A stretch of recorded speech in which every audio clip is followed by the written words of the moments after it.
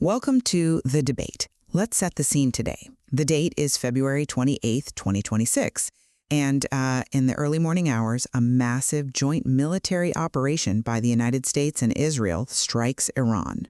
We are talking about 2,200 coordinated airstrikes here. The U.S. designated it Operation Epic Fury, while Israel called it Operation Roaring Lion. Exactly. And the objective wasn't some, surgical intervention. It was the total decapitation of Iran's military command structure. Right, which resulted in the deaths of Supreme Leader Ayatollah Ali Khamenei and 40 senior officials. It is a scale of intervention the region really hasn't seen since the 2003 invasion of Iraq. But the core of what we are unpacking today isn't just the kinetic strike itself. It is the geopolitical shockwave that followed.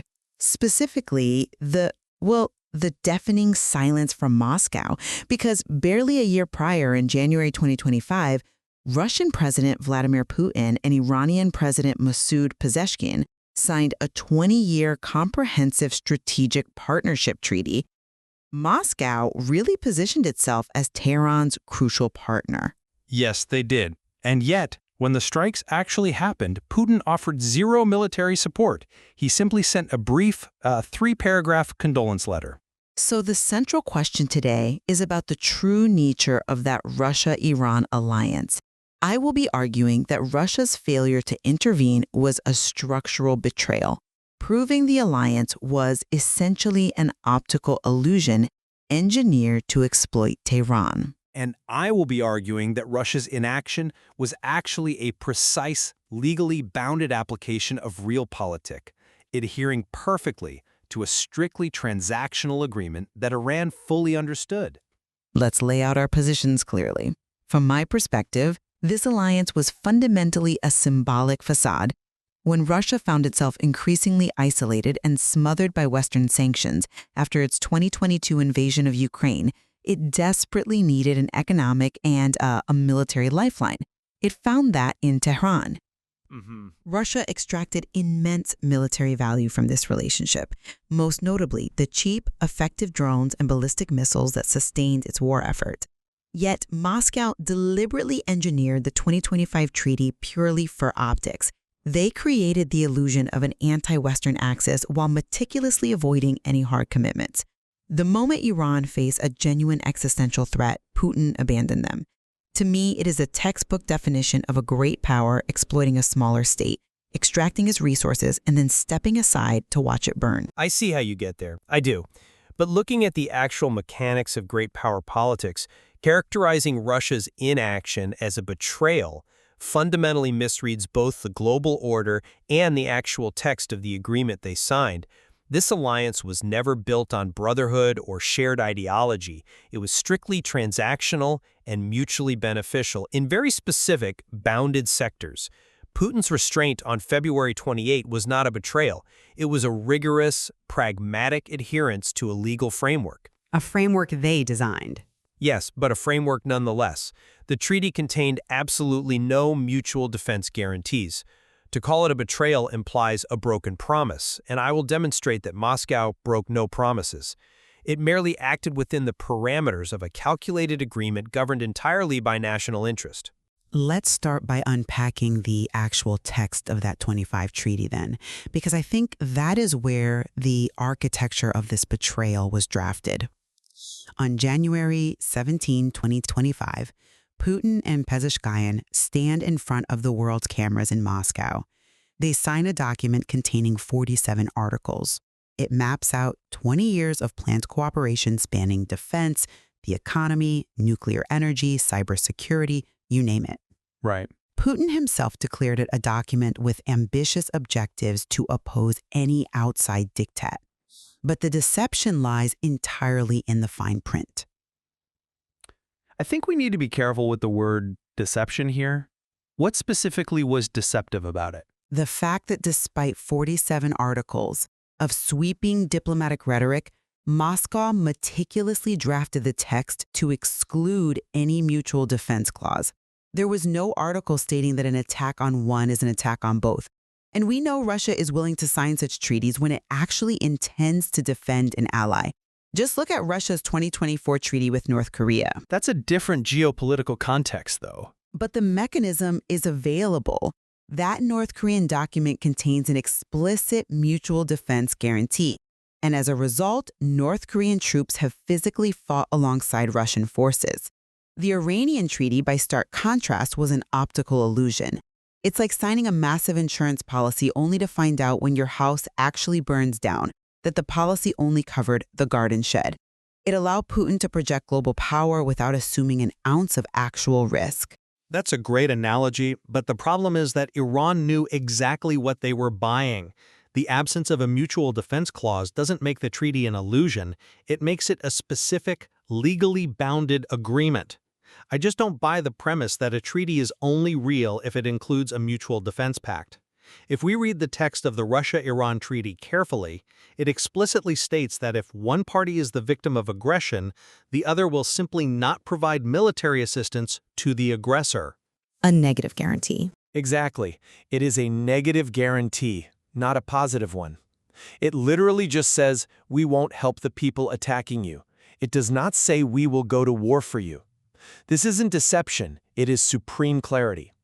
Furthermore, you cannot dismiss the substantive, non-military cooperation that emerged from this framework just because the military side was bounded. Let's look at September 2025, when the two countries signed that massive $25 billion agreement in the nuclear energy sector. You're referring to the ongoing work on the Bushehr reactors. Yes, the Bushehr reactors, Iran's flagship civilian nuclear power plant in the south. That is not an optical illusion.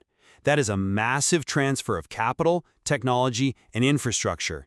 Iran got exactly what was written on the paper. They secured a diplomatic backer at the UN and crucial civilian nuclear infrastructure.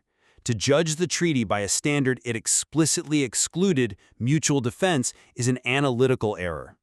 You bring up the nuclear deal as a transactional success, but that completely ignores the extreme military imbalance that defines this relationship. Let's look at the immense military value Iran provided to Russia.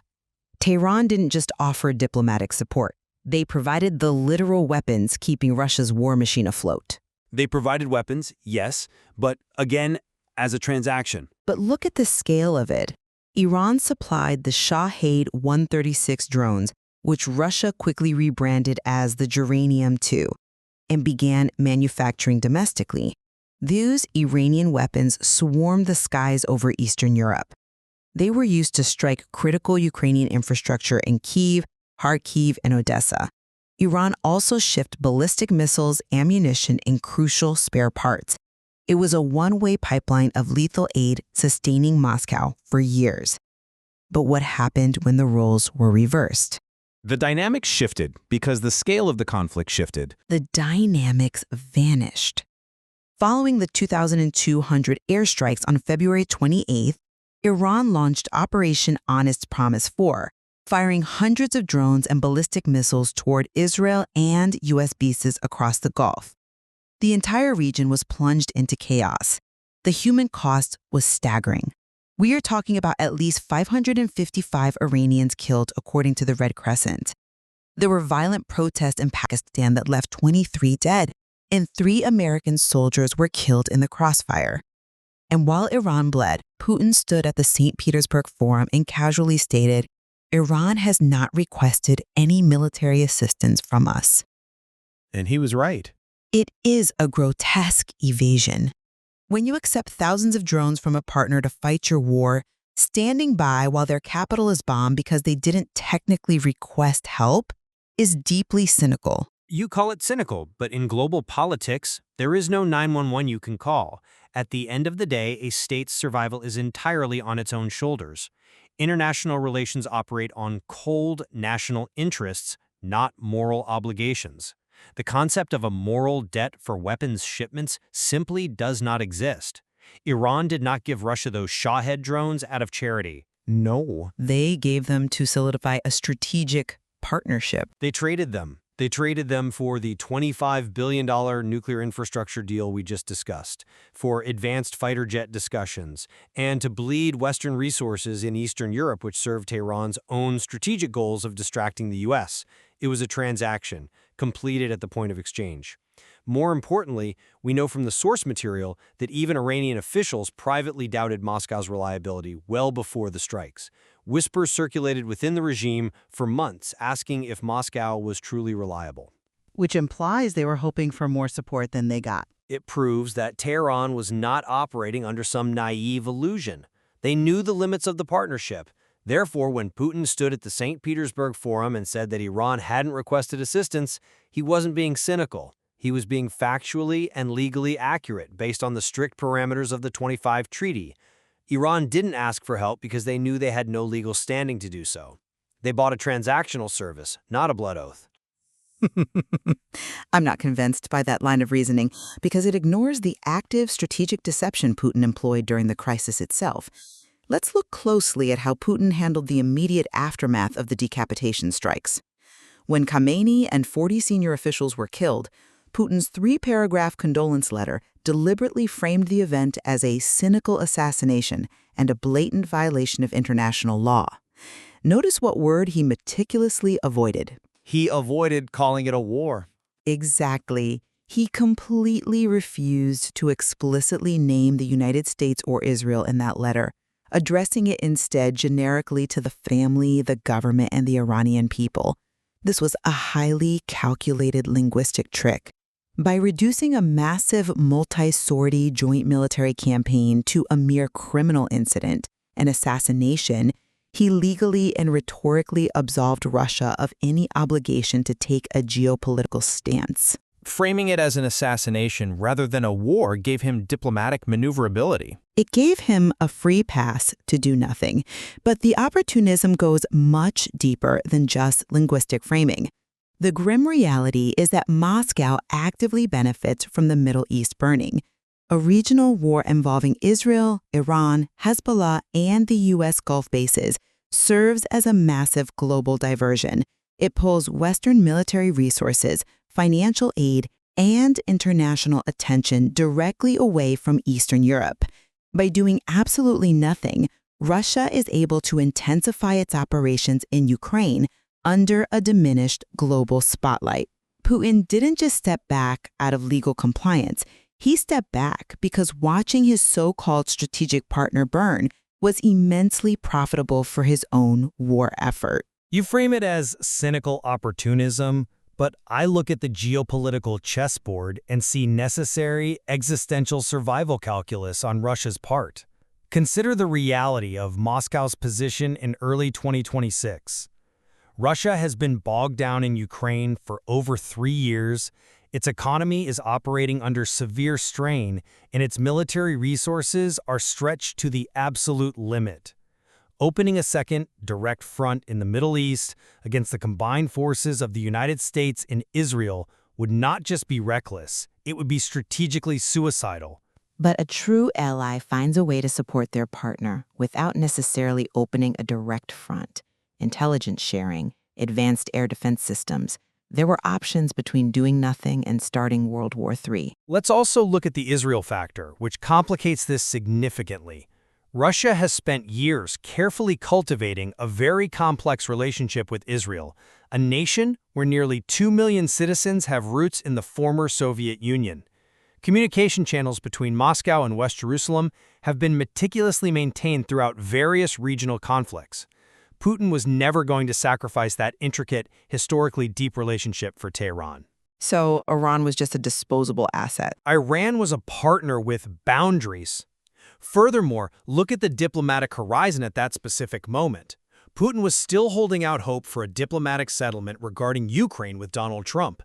Entering a shooting war with Washington over Iran, especially after Trump explicitly stood at a microphone and declared his objective was to eliminate the existential threat of the Iranian regime, would permanently vaporize any chance of a favorable settlement in Europe for Russia. Even if we accept that survival calculus, it still underscores the predatory nature of the alliance. Russia drafted a treaty that allowed it to extract maximum value while retaining the option to jettison Iran the moment it became a liability. And look at this desperate situation Iran was left in. They were forced to face American carrier strike groups and Israeli air power entirely alone. The strikes decimated their command structure and heavily pressured their nuclear facilities. They literally had to relocate 400 kilograms of enriched uranium to undisclosed underground sites right before the bombardment just to secure it. Because they escalated the situation to a breaking point. But they had to mobilize Hezbollah and launch desperate regional strikes while China quietly observed and Russia actively looked the other way. This isn't just a failure of a specific treaty. To me, it is an indictment of a global order where major powers treat smaller states merely as pieces on a chessboard, advancing them to absorb damage and abandoning them the moment the strategic calculus shifts. But again, the burden of survival always rests on the individual state. Iranian leadership knew they were playing a high-stakes game alone. They aggressively expanded their regional influence, launched multiple iterations of Operation Honest Promise over the years, funded proxy networks, and enriched uranium to highly sensitive levels. They created the conditions that led to the U.S.-Israeli strikes. To blame Russia for failing to act as a shield against the consequences of Iran's own strategic choices is to fundamentally misallocate responsibility. The 25 Treaty functioned exactly as it was designed. It provided a temporary alignment of interests.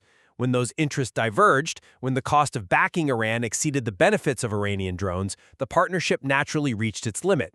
This isn't predatory. It is simply the harsh, immutable law of real politics. Treaties are not suicide pacts. As we begin to summarize our positions today, I maintain that the events of February 28, 2026 expose the hollow core of the Russo-Iranian strategic partnership.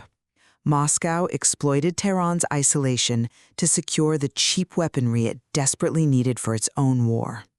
In return, Putin offered grand optical gestures, a 20-year treaty signed with great fanfare, sweeping declarations of an anti-Western axis, but meticulously stripped the agreement of any binding defense guarantees. When the missiles began to fall, killing the supreme leader and decapitating the military, Putin's response was a 3-paragraph condolence letter and a calculated linguistic evasion. This was a structural betrayal. It stands as a stark warning about the nature of modern great power alliances. They are often illusions crafted by the powerful to extract resources from the vulnerable. And I would summarize my position by reiterating that there was no illusion, save perhaps in the minds of outside observers. The Comprehensive Strategic Partnership Treaty was a pragmatic, bounded legal document. It explicitly omitted mutual defense and instead guaranteed non-assistance to an aggressor. Iran accepted this because they needed diplomatic backing and the $25 billion civil nuclear infrastructure that Russia provided. The relationship was highly transactional. When Iran was attacked, Putin's restraint was not a betrayal, but an exercise in strategic survival. Russia was overextended in Europe, highly sensitive to its relationship with Israel, and wary of confronting Donald Trump. Putin adhered precisely to the letter of the agreement. The reality of the current global order is that alliances are governed by intersecting interests, not moral debts. Still fundamentally disagree with your premise that this was a functional, honest treaty. I think we can both look at the staggering fallout and find common ground in recognizing the profound human cost of these geopolitical chess games. While leaders sign treaties and calculate strategic risks in Moscow, Washington, and Tehran, it is ordinary people who bear the ultimate consequence. I absolutely agree with that point. The Red Crescent reported at least 555 Iranians killed in the immediate aftermath, with civilians across the Gulf caught in retaliatory crossfire. Ordinary Iranian civilians are fundamentally trapped, squeezed between a repressive regime at home and devastating foreign bombardment from above. They had no say in the drone shipments to Russia, and they certainly had no say in the geopolitical maneuvering. Yet they are the ones dying in the crossfire while the UN debates and observing nations issue cautious condemnations. It is a sobering reality. The era of permanent friends is definitively over, replaced entirely by shifting, temporary interests. This conflict exposes a deep truth about the modern multipolar world. For our listeners who want to understand the future of international relations, there is immense value in examining the exact literal text of these international agreements rather than getting swept up in the grand rhetoric of press conferences. Precisely. And the geopolitical ripples of the February airstrikes will continue to spread. It's crucial to continue exploring this material to understand how other observant powers will react. China, for instance, has been watching this entire scenario play out quietly. How Beijing adjusts its own strategic posture and its own network of partnerships after witnessing the limits of the Russia-Iran treaty will likely define the next decade of great power competition. There is certainly much more to unpack in the evolving fallout of these events, and looking at China's next move is a great place to start. But we will leave it to you, the listener, to weigh the evidence. Was Russia's inaction a structural betrayal of an ally, or was it the rigorous application of pragmatic realpolitik? The answer depends on how you view the obligations of power. Thank you for joining us for this rigorous intellectual exchange. We look forward to continuing the conversation next time on The Debate.